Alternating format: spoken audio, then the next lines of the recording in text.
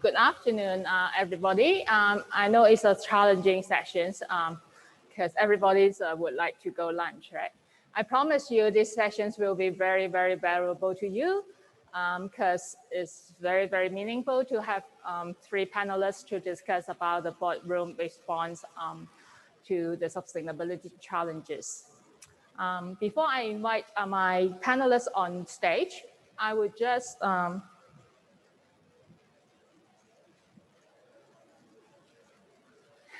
I just want to flip to the next page that shows you what you're expected to learn from this session. And at the same time, what actions we want you to go out from this hall and then immediately take already. When we talk about sustainability challenges, I can think of four top sustainable challenges right now. The first, everybody will talk about the COVID-19. And of course, we understand that it impacts a lot on the economy as well as the society. But have we ever think of how we come to this stage? How is this genetic diseases affect human being? Actually, since 2003, the SARS, we have interruptedly a lot of different kinds of genetic diseases, but we never think of the cause. We just dealt with the problems. And then after that, we conduct our business as usual. And now that this one is so serious, so at the global scale, that it's really time to rethink how we deal with these genetic diseases and how we operate our non-businesses. The second one, of course, WWF is about biodiversity. Our latest Living Planet report told us that there are 70% decline of global biodiversity. How we use our natural resources? Can we use it more responsibly? Can we allow them more time to regenerate? So these are questions that I would like the panelists to shed some light on, as well as to see whether in their daily operation, in their boardroom discussion, is this even tabled on the agenda? And then the third one will be like climate change or climate crisis. So I don't need to talk a lot on this because everybody should be already aware of it. But one point we need to take note is the Hong Kong Exchange has enhanced their ESG reporting guidelines. And right now there is a specific section for companies to really report on climate crisis, how they deal with this risk, how they take actions against the climate resilience kind of things. So this is becoming more and more important, not only to the listed company, but of course also to the SMEs. And then the final one I want to mention is about the ever-growing ecological footprint.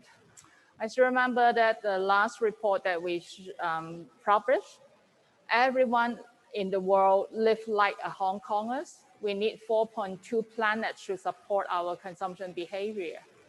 So again, it's time to rethink our lifestyle as well as what on-ground solutions that we can take individually or collectively to deal with these unsustainable issues. With that, I would like to invite my panelists to be on stage. May I invite Ada? Ada Wong is the CEO of Champion of REITs. Sorry. All right. Then I will invite Mark Watson. Mark is Head of Sustainability Development, Swire Pacific Limited. And then Peter Pan, Director of BDO Financial Services Limited.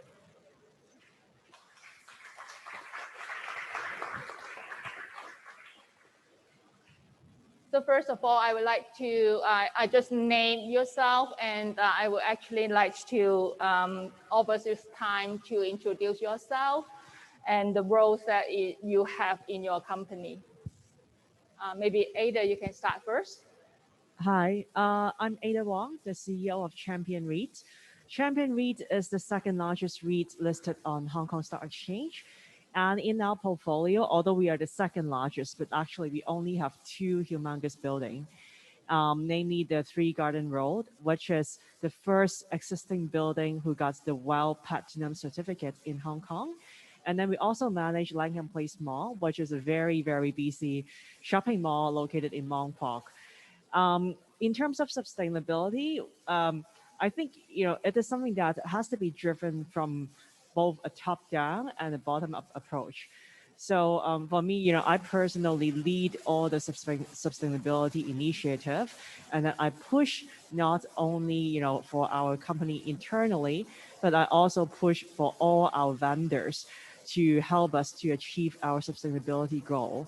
Because Champion REIT actually, although it's the second largest REIT in Hong Kong, but actually the number of employees that we have is actually less than 20 people. Most of our stuff are done like outsourced. We outsource our leasing, we outsource our property management, everything is outsourced. So for us, it's more on like how to influence the others to practice sustainability and to make our buildings more sustainable. Hi everybody. So I'm Mark Watson. I'm the head of sustainability at the Swire Group. I think most people in this room, certainly looking around at the sort of half faces that I can see of everybody, most people know what we do, but we're a diversified conglomerate that's headquartered here in Hong Kong, but also co-headquartered in London. And that's an interesting thing for myself and the team, because the remit that I have and my team has is to look after the sustainability strategy, performance and insights for both our publicly held businesses here in Hong Kong, but also our privately held family businesses in London that are also located right across the world. In terms of the diversified conglomerate portfolio, well, it ranges everything from shipping through to aviation, through to property, through to tea, through to FMCG. We could just go on. You've heard from Swire Coca-Cola earlier today, or from Coca-Cola. We're a major partner in Coca-Cola. We're into everything, but it's interesting. I've just recently come back from the UK, unfortunately. I've just done my 2 weeks in quarantine. It's nice to see people in the flesh for once, I have to say. It really is good to see people. It's amazing when you go back to UK and you talk about a little bit about what we do. Very few people outside of this region really know about us. Very few people understand the footprint we have. And it was actually very nice to hear from Chris Coulter today, to hear that actually at last we're starting to get recognized for some of the efforts that we've been putting in really since the early 1990s in this space. And maybe we'll talk about this as we go forward around this crucial role that the board plays in sustainability decision making, because really that's the place where the rubber hits the road. So we'll talk a little bit more about the specific role that the board has and the interface between what we do as sustainability practitioners in the business and our executive board. But for me, that's where the sort of exciting stuff tends to happen. So I'll leave it at that for now. Thank you. Hi everybody. I'm Peter Pan from BDO. We are an accounting and advisory firm. My role is is a director in the risk advisory division. We advise corporates on their risk. So climate risk is one of the major risks that we advise on. And our company put ESG, put sustainability at our heart. We established the first ESG awards in Hong Kong, and that we reviewed different listed companies' practices and disclosures in their ESG practices, and that we hold this event every year. Hope that it will help to promote the ESG and sustainability practice among the listed companies in Hong Kong. And our services in terms of the sustainability aspect include ESG reporting, include sustainability assessments in Hong Kong and in China. And this is a brief introduction of ourselves and the company. Thank you very much. Maybe the first question I would like to ask is about COVID-19. How does it affect your businesses? And then do you see any changes in terms of business operation or even long-term strategy when you're dealing with this COVID-19 issues? Okay, maybe I'll take that question first. So COVID-19, like of course, from brick and mortar commercial real estate business, it got affected a lot, especially for our retail tenants. Like most of the shops, although Hong Kong is lucky that we don't have a single like full complete lockdown, but definitely the footfall in the mall has dropped. And in terms of the office as well, that many people are working from home. And then I think that for commercial offices, people are also facing a new normal. But more importantly is the hygiene standard, how to make sure that, especially at Langham Place Mall, a mall that is so full, and we always have all these like confirmed cases, sometimes they may happen to in our mall. Then what do we do? That would add a lot of, cost to our operations. And how do we balance out, to maintain, make sure that we have a safe environment for our shoppers, but at the same time, how do we deliver the bottom line for our shareholders? I think, it is definitely a very, very challenging environment right now. That's how to balance all the stakeholders' interests. Like say, for example, not only on like the safe and hygiene, but more on like, the rent concession, etc. So, for us, we want to be a partner with all our tenants and everyone like suppliers. Like say, for example, for our tenants, rather than help them to cut their costs, which most of the other landlords are doing, we help our tenants to drive their top line instead. So we'll use the same amount to buy their products, buy their coupons rather than cutting their rent. So I think, this will create a much more sustainable business. So I think sustainability is not only like going green. I think going green is definitely one thing. Climate change is definitely one thing. But how to make sure that we as a business and our tenants and our business partners, we will all survive through this whole crisis, and how do we all sustain? That's very important. Actually, a lot of companies like to talk about sustainability from three angles, the environment, social, as well as the economic side. And then the economic side definitely will relate to your stakeholders, whether it's your suppliers or your customers. So Mark, do you have anything to share with us about the COVID-19 effects on your company? I think, we could spend a long time talking about, many of the things that have obviously just come out in the public domain very recently. I mean, if some of the stuff that you've seen regarding, my colleagues, for example, at Cafe Dragon and Cafe Pacific, if that isn't evidence enough of the impact that this pandemic is having on businesses and that particular sector, if that isn't evidence enough, then, I don't know what is. So I would not want to dwell specifically on that, but I think what I would say as an observation in terms of how that impacts or connects into what we do in the sustainability field, what I've seen, if anything, and we've been in this type of situation before during downturns and during other crises that have come our way. During these times, it's important to really ramp up the efforts around sustainability and ESG. It's important not to shy away. It's important not to dial that down. And what I'm seeing around the company is actually a greater commitment to go further, to be more ambitious, to go faster than we did. If anything, it's actually having an impact inside the company around changing behavior, doing more, bringing things that perhaps are in the future that we were thinking about, bringing that into the sort of the here and now. So we're actually seeing that the sustainability agenda within the business is having, is being driven very, very hard now. I'm very fortunate that I report to the chairman of Swire Pacific, Merlin Swire. He is personally driving this very, very hard. And, me and my team are trying to keep up with him. But that comes from a belief that this is the right thing to do. It comes from a belief in the long term. And it's about continuity in the face of, tremendous changing circumstances that we face from the outside. But, we know that if we keep doing what we're doing and keep doing it well and have a clear strategy and a clear vision, clear targets and goals around sustainability, then, we hope that we will continue to push through this. But it is very, very difficult for everybody involved. It's exactly the same as Eddie was saying, for all the staff, for all our people globally, working remotely, working in different situations. It's hugely challenging, and it really tests the resilience of our teams and our people. But, I think we're responding extremely well. Peter? We serve a lot of different kinds in different industry, and especially for the small and medium-sized enterprises.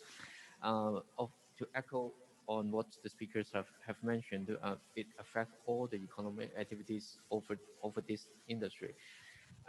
It is really a time to rethink our business model. If the COVID, this kind of virus or infectious disease are here to stay, what is your impact of your on your business model? And it actually make corporates to think to accelerate their business process in terms of e-business, how to do things online, etc., etc. And however, this is a opportunity and a challenge. When you are going to change your business model, you need to be careful whether there are security issues, whether your server, your computer, your internet service provider can support your requirement, and that need to rethink of all the process involved.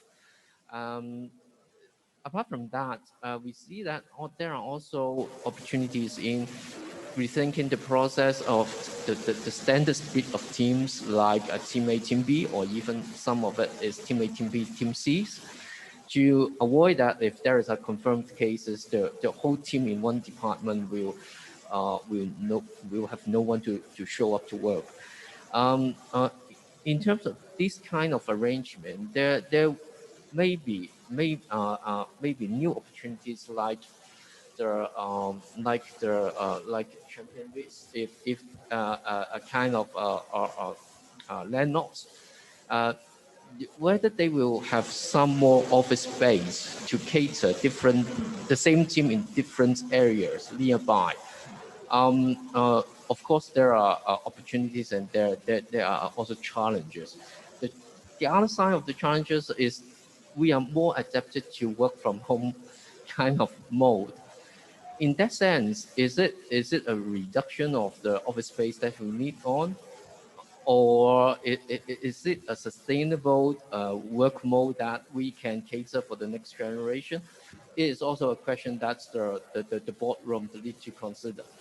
Um, for this question, I think for the strategy and consideration for the boardroom, I think I spoke. Yeah, to echo that, although WWF is not a listed company, and we also need to adapt to the situation. Say, for instance, everybody knows that we have a lot of conservation education center, and we used to have a lot of students coming in to learn about the natures. But of course, with the situation, social distancing policy, we do not have the chance to connect with the schools or connect with the students. So what our education team has done is really to put it online. And now that they have a terms with the name of blended education, which is online and on-site. And then they are so innovative that all the educators, they make their own video clips, and then they continue engaging the school students to let them understand what the nature is continuing, and then have them learn more about the natural knowledge. So with that, it's a small demonstrations that even small company or non-profit organizations can adapt to the situations. It's a matter whether you want to do so or not. So with that, I would, of course, think that the leadership is also very important. So if such an agenda is not tabled in the boardroom, and then such an agenda is not being dealt with, it's very difficult for employees to think of solutions by themselves. So with that, I would like to invite Mark. Maybe you can share with us more how can the boardroom discussions affect the sustainability journey of the company, and how people outside the boardroom can support that. Thank you. So I think, as I was saying in the opening remarks, that, for me, this is where, the kind of rubber hits the road, because for all the work that we do in the team and my colleagues right across the group, and there are many of us who have a sustainability remit.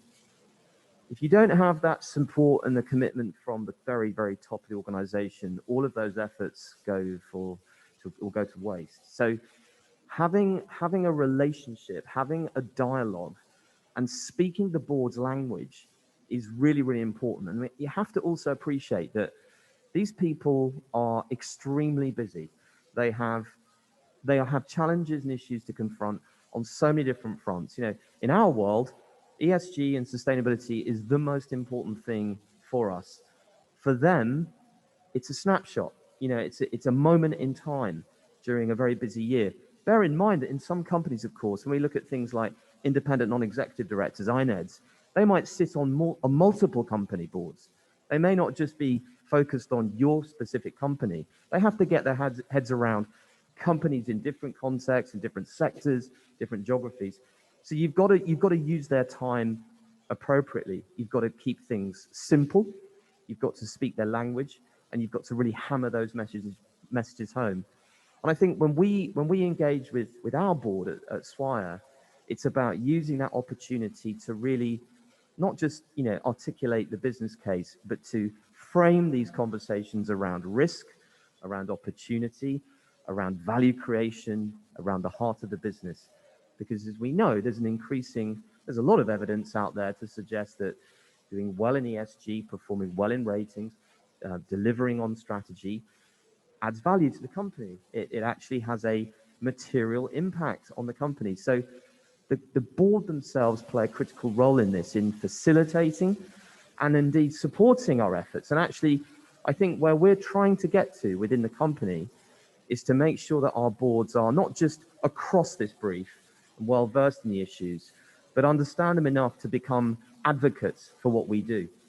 Because, let's be abundantly clear, in any kind of senior management setup, in any boardroom, there are always going to be those that are very, very supportive, some that are a little bit less so, maybe not understand the issues, etc. So what we want to do is, when we have the opportunity to engage with these people, is to leave them in absolutely no doubt that this is material, that this matters, that they have to be across it. But the way to do that is to frame the conversation in a language that they understand, and that is around business.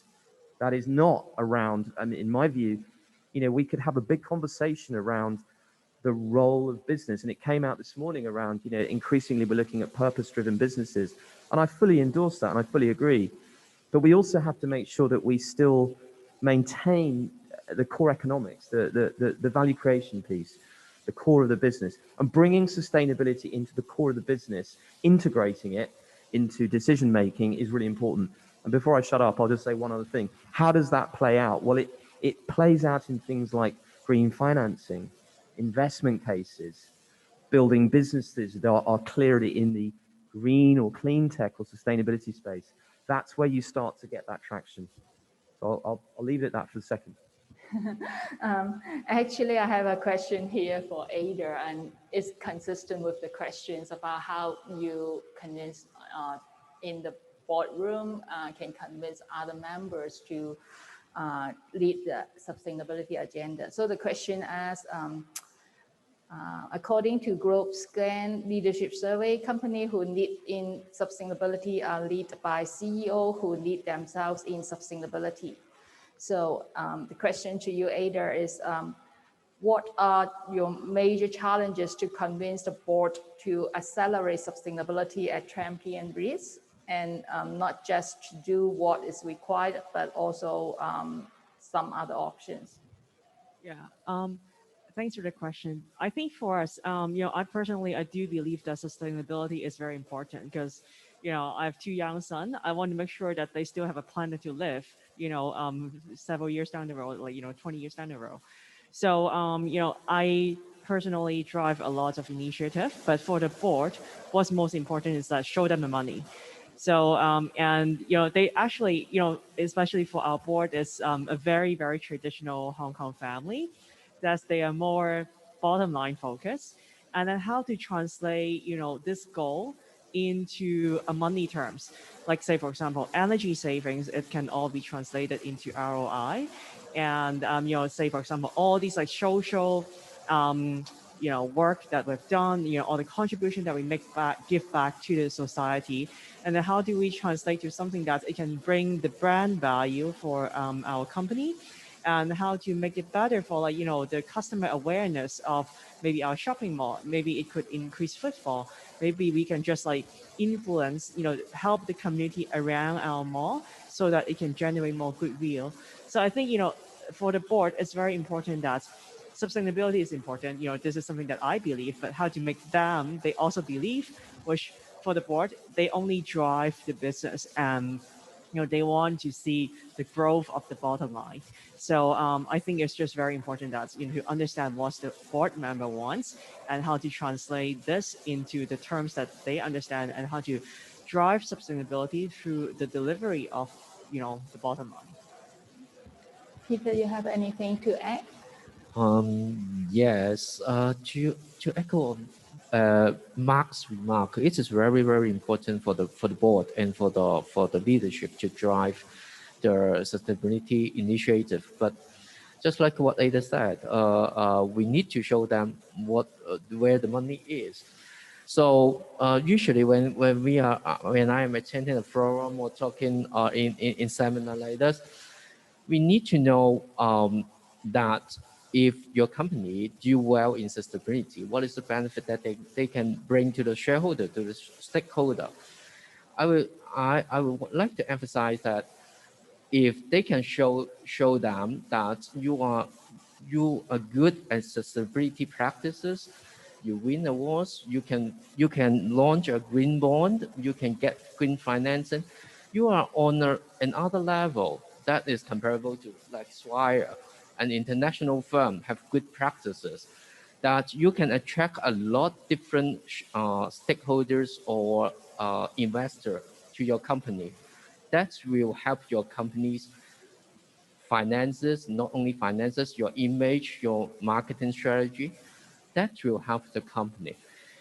In that sense, sustainability is helping the sustainability practices is helping the company to go to another level, that they can get access to different people, different persons.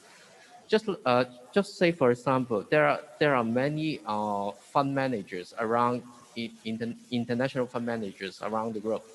They actually committed trillions of dollars under their AUM.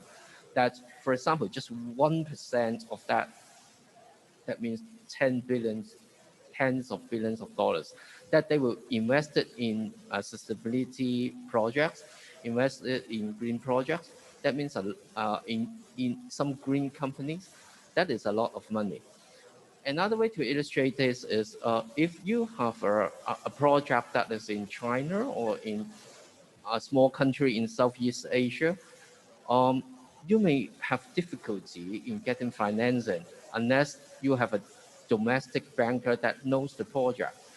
But if you bought into a governance structure, that there are someone who monitor how the finance is used in a green way, then it will convince some of this financer to look at the project at least, and that finally maybe you can get the finance to do those projects.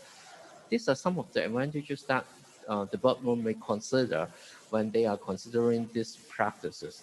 Of course, I know that there are many challenges, especially in Hong Kong. There are many small and medium-sized enterprises, listed companies that have actually struggling on their own business, especially for COVID-19. However, it may be an opportunity to actually look at the whole business model and financing model. That, as a speaker in the last section has said, that there are resources and tools in different websites. You just search it, and then you know where it comes from and what kind of things that you can do to do a easier and better sustainability practices. Yeah, so the speaker, you need to elaborate and build a business case of opportunity and risk, and then demonstrate that to the board members. Maybe Mark and Ada, would you be able to share with us some examples so that our audience will be more easily articulate the case that how you can really convince a board member on a sustainable initiative or a sustainable actions? Well, I guess like in terms of sustainability, I think it's very important that first is to set the 2030 SDG goal, which I think most of like many of the listed companies are doing that right now, and then you need to show the board how through attaining all this goal, how does that translate it into your profit forecast in the next few years. Say for example, for all our energy saving plans, we do keep track of how much energy we can save and how much energy cost we can save. And then, as a percentage, then, it's just, we need to show the board that, um, we want to do this, we want to do that, we want to spend this CapEx, and then, then what's the ROI? That's the first question that we'll ask. Yeah, so very similarly, I mean, we tend to use a system whereby things like investment appraisals may have a sustainability lens to them, and obviously, as I said, this stuff does get discussed routinely. In terms of where we go with things like strategy, we tend to use the board as a check-in, as a sounding board for how we're doing in terms of our overall strategy, and the group's sustainability strategy, SWIDE Thrive, is effectively the kind of the beacon of that and guides that. So we provide a report to the board in terms of overall performance against specific KPIs or targets. But also one of the things we tend to do as well, because we spend a lot of time thinking about materiality, and stakeholder engagement is a very, very big component of our overall work within our sustainable development efforts. We tend to use those findings plus the findings from the ratings, from the external benchmarking and ratings, to look at not just where we are, but how we're moving, how we're doing versus our counterparts and our peers, but also where there might be particular new areas that we need to get to grips with that are nascent, particularly risks. So we'll actually run a lot of that by the board and actually try and get them to support our efforts to make sure that we're on top of those, building that into our strategy, building it into new policies as required. So as I said, for us, it's a conversation that it's about building that advocacy piece within the company, because we know that that they're such a powerful force within the group that as long as they understand why we're doing this, how important it is, how material these issues are, and I think we've talked again this morning. Chris Coulter has again talked about how important ESG now is as a mainstream business issue. It is no longer marginal. It is core. It is critical to business. So we don't have to drum up support. We don't have to build a business case in our company. We're very fortunate. We're there. We're mature enough now. But this area is moving at a rate of knots. It is moving very quickly, and we have to keep hold of it. So for us, it's about having that continual conversation and indeed building capacity within the board. I mean, you often will read or hear about the concept of climate competent boards. Climate risk, climate resilience, a huge issue for us. So for us for our board to understand that, to understand the mechanics around climate risk, why it matters, and developing that competency together, not just them, but also us as well. We're all on this learning curve. So, that's some of the ways that we tend to do this. So it's a well-established system of governance. There's a lot of board papers that feature sustainability, but then there's this sort of overlay around the engagement, around plugging that back into materiality and reporting back on strategy. So much we talk about how we convince the board or bring the board members on board of our ideas. Here is a question asking how you motivate your colleagues and employees to join your sustainability journey. Peter, you want to offer some suggestions or ideas? To motivate our colleagues, I think leadership involvement. Just give a very, very brief example is that you encourage your colleagues to turn off your computer every night. You encourage your colleague to print it on a double side, to print every document on a double side. These are easy things that you can do, and the colleagues can help to do this. I think there are many numerous ways in different practices in different industry that they can help help to protect the environment. But leadership suggestions and thoughts and practices, I think, is important. Ada, you want to add something? Sure. Well, for us, I think as the employees engagement, that for all our staff events, we keep talking about. We have every single event is all around sustainability, and I think it's like out of sight, out of mind. We keep reminding them, especially right now, like recently in the budget season. So we want to make sure that every single project that they wanted to do next year is around sustainability, or there will be a sustainability element, or else it won't even be considered. So I think it's very important that, it's driven from the top, but also like bottom down. They know that if there is any project that has nothing to do with sustainability, the chance of getting approved will be much lower. So I think that will help the entire company and also our vendor as well to consider sustainability. Yeah, I guess for us, it's about, the communications piece is absolutely vital. And again, it came up this morning around the fact that, people want to work for companies that take this stuff seriously. We're all consumers, we're all citizens. We have choice in how we, spend our money, for example. So for us, it's about making sure that, we use every kind of communication channel, particularly we have internally across our global reach, to make sure that we're spreading that message. But we also, to be honest with you, nothing really succeeds like actually putting your money where your mouth is. And I think, Swire is quite interesting because we have our internal sustainability funds where companies in the group, if they have ideas, if they have potential solutions to specific environmental or social challenges, can come to us and they can put together a proposal which we will look at funding internally to drive improvement and change.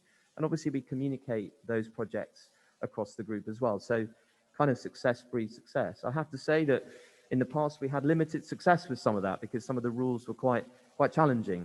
We've since overhauled those schemes, and we've really looked at how these funds can unleash innovation, can use technology, can be more future facing. I think that's what gets people revved up and excited about the subject and see it for what it is and actually want to get on board with it.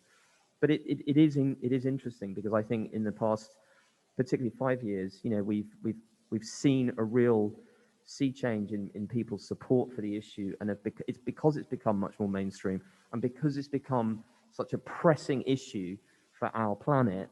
So I think people have naturally really bought into what we're trying to do as well. So, but we have a long way to go, and we could do better in how we communicate, I think. Yeah, I think that's all very important. Sustainability is such a big issue that it's not just the board members' responsibility, not just the CEO's responsibility, or not just the sustainability manager's task. It's everybody's responsibility to contribute, however small or however big you can. And also, I guess, with the young generations, they are all into environmental sustainability.